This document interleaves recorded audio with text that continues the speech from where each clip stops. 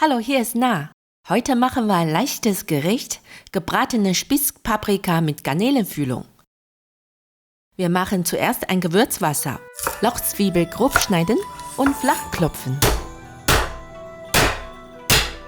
Um das Aroma freizusetzen, ein Stück Ingwer kurz pressen.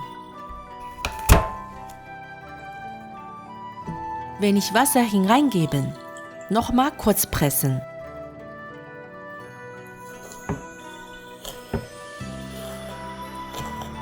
Die türkischen Spitzpaprika haben die perfekte Größe für das Gericht.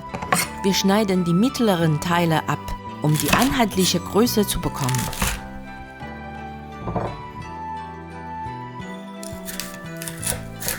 Die Spitzpaprika längs halbieren und entkernen.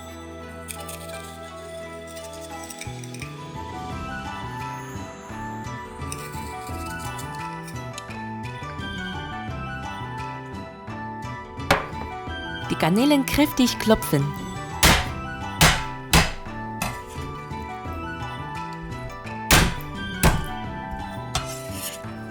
Dann mit Klingelrücken hacken.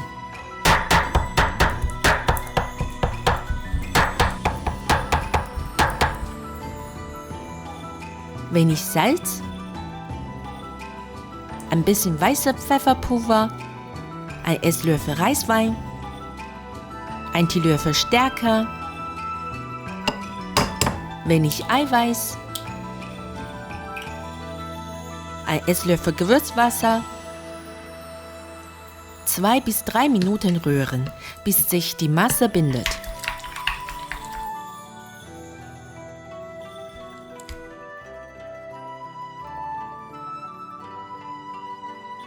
Die Füllung in die Paprika füllen und andrücken.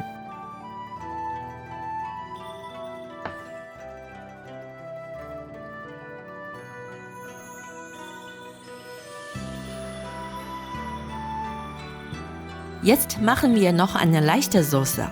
80 ml Wasser, 1 Esslöffel Reiswein,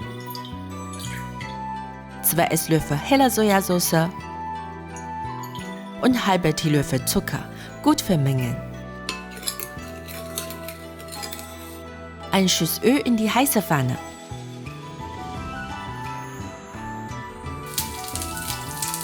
Zuerst die Füllungen leicht goldbraun braten.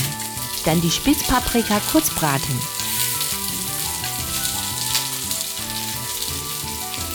Die Soße dazugeben. Deckel zu, aufkochen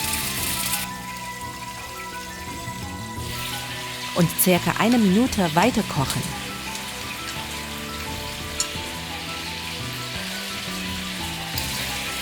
Nun können wir es servieren.